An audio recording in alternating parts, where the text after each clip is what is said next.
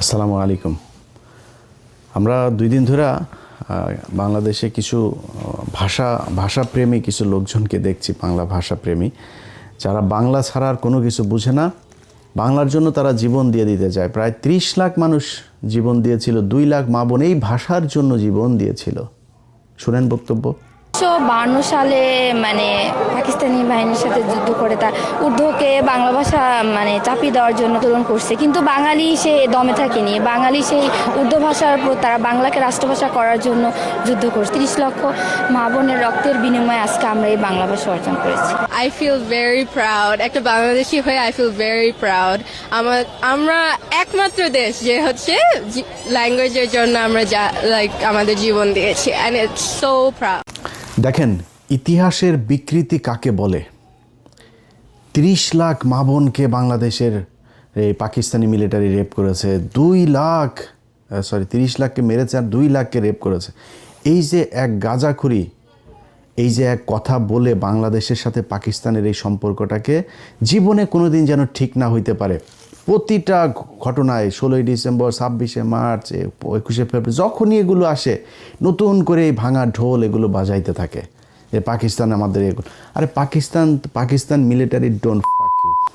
Pakistani military খাচ্চর মাচ্চর এগুলোর করে না। পাকিস্তানের সুন্দরী মহিলা আছে। পাকিস্তানের মহিলাদেরকে এই আর 71-এর সময়ের অবস্থা তো আরও আমাদের জঘন্য ছিল। তো তারপরেও যদি কারোর মারে যদি লাগায় থাকে, কারোর বোনরে যদি লাগায় থাকে, তাহলে আমার জানায় না, আমরা দেখবো যে পাকিস্তানের বীজ কার কোথায় কোথায় আসে, এগুলো আমাদের জানা দরকার আছে। তো এগুলি নিয়ে ভাই কথা বলতে গেলে মেজাজ খারাপ হয়ে যায়, ভাষা সংলগ্ন রাখতে পারি না, সরি। বাট এগুলো দিয়ে আপনাদেরকে প্রতিদিন সেটার মধ্যে বাস ঢোকানো হচ্ছে এই এক রাজনীতি দিয়া।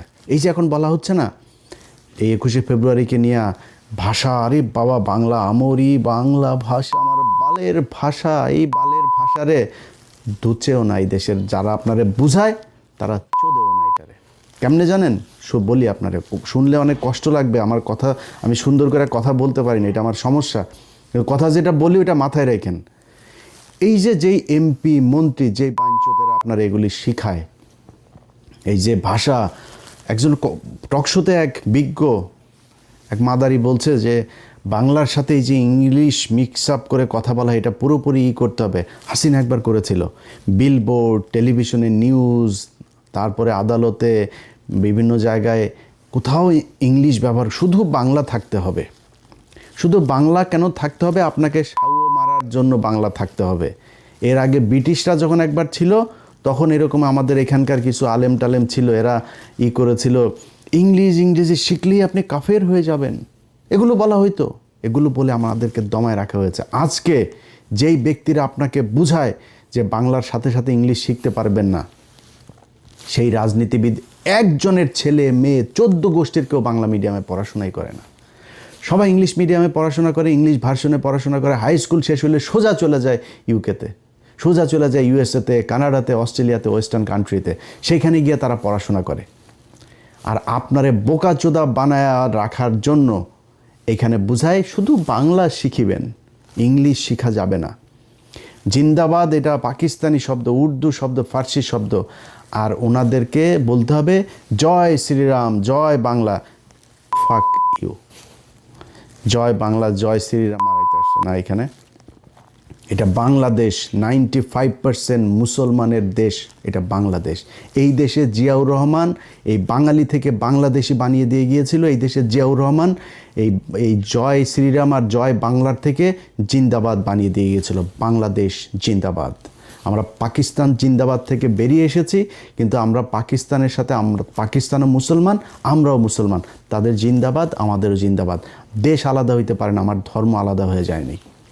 পাকিস্তানের মুসলমানরা আমাদেরকে কতটুকু মহব্বত করে, কতটুকু ভালোবাসে, ইউটিউবে যায়েন। বাংলাদেশের অনেক ব্লগার দেখলাম পাকিস্তানে গিয়েছে গেল 1 বছরে। তাদের ভিডিওগুলো দেখেন। পাকিস্তানের একটা মানুষ যখন শুনে আপনি বাংলাদেশ থেকে গিয়েছেন, জড়ায় ধরে, খাবারের বিল নেয় না, গাড়ির বিল নেয় না। ওইখানে যে পাঠাও, উবারের মতো আপনার রাইড শেয়ার মোটরসাইকেল আছে, মোটরসাইকেলে শুনছে যে সে বাংলাদেশ থেকে গিয়েছেন, ভাড়া নেয় নাই। দেখেন ইউটিউবে। আর সেই পাকিস্তানের মানুষের সাথে আমাদের দ্বন্দ্ব বাঁধিয়ে রাখা হয়েছে। আজকে বাংলাদেশের যদি ইন্ডিয়ার সাথে যুদ্ধ বাঁধে, সবার আগে এই পাকিস্তান আপনার পাশে এসে দাঁড়াবে। ভাই ভুলা যান পাকিস্তান কি করবে না করবে, পাকিস্তানের সাথে আমার কি সম্পর্ক, সব ভুলা যান, আমার দরকার নেই। কিন্তু আপনি পাকিস্তানের সাথে এই সম্পর্কের এই যে কৃত্রিমভাবে তৈরি করে এটার মাধ্যমে যখন আপনি ভারতের সাথে সম্পর্ক ভালো করার জন্য চেষ্টা চালাবেন, তখন আপনার এই দেশকে সারা জীবন আপনার মৃত্যু পর্যন্ত এটাই গোলামি রাজ্য হিসাবে আপনি করে। আজকে আজাদি শুনলেও তাদের কষ্ট লাগে। আর ওটা আজাদি মানে এটা কি? আমি আজাদি চাবো না, আজাদি শব্দটা শুনে তাদের কষ্ট হইতেছে। ইনকিলাব জিন্দাবাদ, এই জিন্দাবাদ বাংলাদেশে যতদিন থাকবে ততদিন বাংলাদেশ থাকবে, এবং যতদিন এই জিন্দাবাদ বিএনপির সাথে থাকবে ততদিন বিএনপি বাংলাদেশে থাকবে, তারপরে বিএনপি থাকবে না। কেন থাকবে না জানেন? আপনি যেদিন বাংলাদেশি থেকে বাঙালি হবেন, পশ্চিমবঙ্গ, ওয়েস্ট বেঙ্গল আর ইস্ট বেঙ্গল হয়ে যাবে, এবং ওই বাঙালি আর আমার মধ্যে কোনো পার্থক্য থাকবে না। যেই কালচার ঢুকানোর জন্যই আপনাকে এই যে পয়লা বৈশাখ করানো হয়, এই পয়লা বৈশাখে পেঁচা পুচা যা আছে সব তাদের দেবদেবীর আপনার প্রতীক, এগুলোকে আপনাকে দিয়া পূজা করানো হয়। আমারে ছোটোবেলা থেকে গরুর রচনা শেখানো হয়েছে। আমি কোরআন শরীফ শেখার আগে আমার দেশের মানুষকে গরুর রচনা শিখতে হয়েছে। পৃথিবীর এই বাংলাদেশের মানুষ অন্তত সব দেশে থাকেন, একজন মানুষ আমার এই ভিডিও যত হাজার লক্ষ মানুষ দেখবেন, একজন মানুষ বলবেন আপনি পৃথিবীর কোনো দেশে যায় তারপরে দেখেছেন যে গরুর রচনা পড়ানো হয় ছোট বাচ্চাদের। আমারে কোনো কিছু না বললেও আগে গরুর রচনাটা পড়তেই হবে।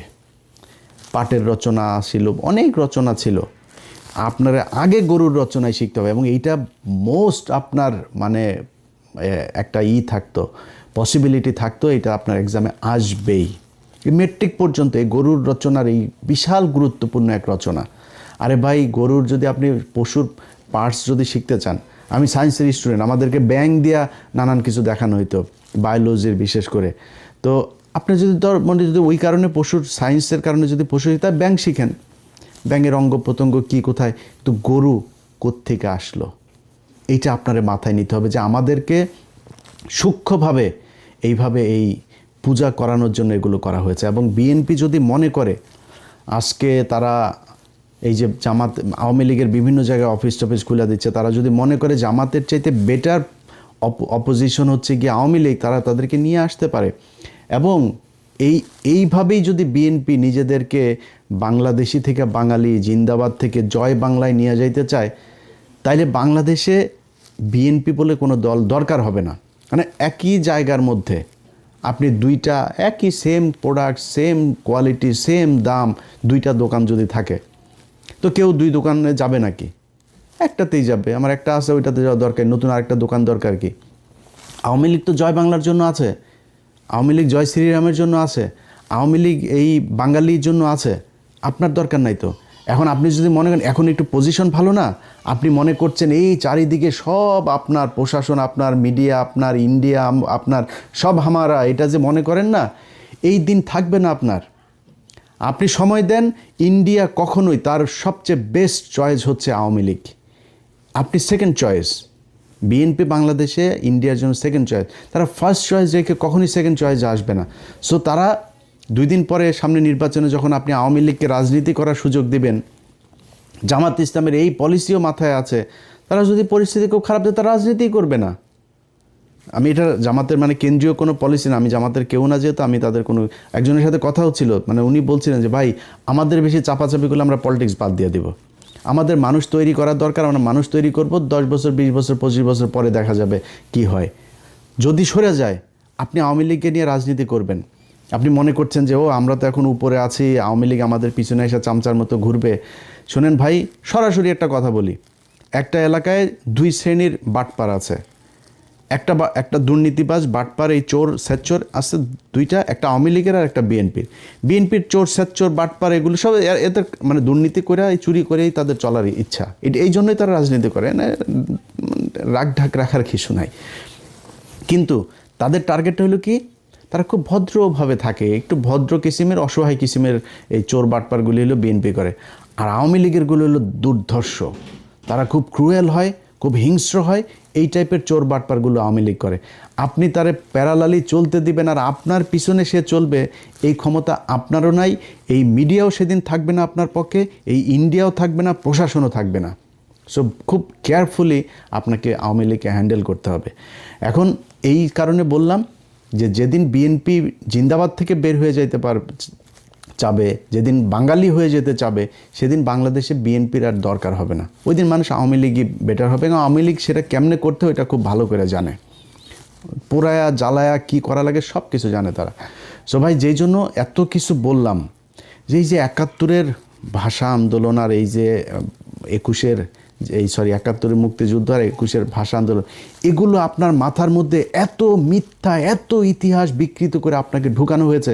এটা ঢুকায়ে পাকিস্তানের সাথে বিরোধ তৈরি করা আর ভারতের সাথে বন্ধুত্ব তৈরি করে তারপর আপনাকে সেটা মারার জন্য এগুলো করা হয়। অতএব এই যে এখন নতুন সরকার এসে, হাফিজ ভাই একজন মুক্তিযোদ্ধা, হাফিজ ভাইয়ের কাছে অনুরোধ থাকবে, আমরা জানতে চাই যে কতজন মানুষ আসলে পাকিস্তান আমলে এই সেই যুদ্ধের সময় রেপ হয়েছিল, কতজন মারা গিয়েছিল, কতজন মুক্তিযোদ্ধা ছিল, কতজন রাজাকার ছিল, রাজাকার কারা ছিল, 14ই ডিসেম্বর কারা এই মানুষগুলোকে মেরেছে, বাংলাদেশ স্বাধীন হওয়ার পরে 30শে জানুয়ারি 1972 জহির রায়হানকে কারা গুম করেছিল, এগুলো আমরা জানতে চাই। এটা জানলে বুঝে যাবেন যে এই বাংলাদেশের সাথে পাকিস্তানের সাথে পূর্ব পাকিস্তান আর পশ্চিম পাকিস্তান দুইটার সাথে এই গ্যাঞ্জাম বাঁধানোর জন্য ভারত কি চাল চেলেছিল খুব ভালো করে। আর এই যে আপনার মানুষজন ইতিহাস এগুলো বলে না যায় না শুই না, ভাই আপনার কাছে অনুরোধ, একটু শুই নেন, নিজেরে প্রশ্ন করেন যে যদি অনেকে বলে যে 30,000 মানুষ বা 3 লাখ মানুষ মারা গিয়েছিল, ভাই 3 লাখ মানুষ যদি মারা যায় থাকে, তারপরে আপনার গ্রামে অন্তত 5 জন মানুষ মারা যাওয়ার কথা। আপনি আমার দেন তো 3 লাখ মানুষ কোথায় পাকিস্তানিরা মেরেছে, কোন বাংলাদেশিকে পাকিস্তানিরা, কোন মুসলমানকে পাকিস্তানি মিলিটারি মেরেছে, একটাও দেখাইতে পারবেন না। খুব রেয়ার কেস, যে কেসগুলো সেগুলো সব মিলিয়ে যদি আমার মনে হয় খুব বেশি, যেটা শেখ মুজিব যেই কমিশন গঠন করেছিল 7,000-8,000 মানুষ পেয়েছিল।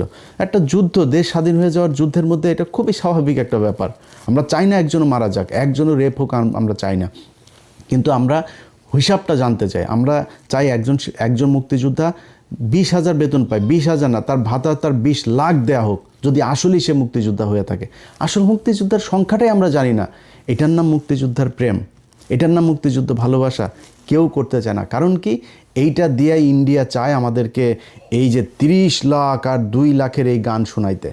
আমরা এই গান আর শুনতে চাই না। ভাই, পাকিস্তানের সাথে বাংলাদেশ জীবনে এক হবে না, এক হওয়ার দরকারও নাই।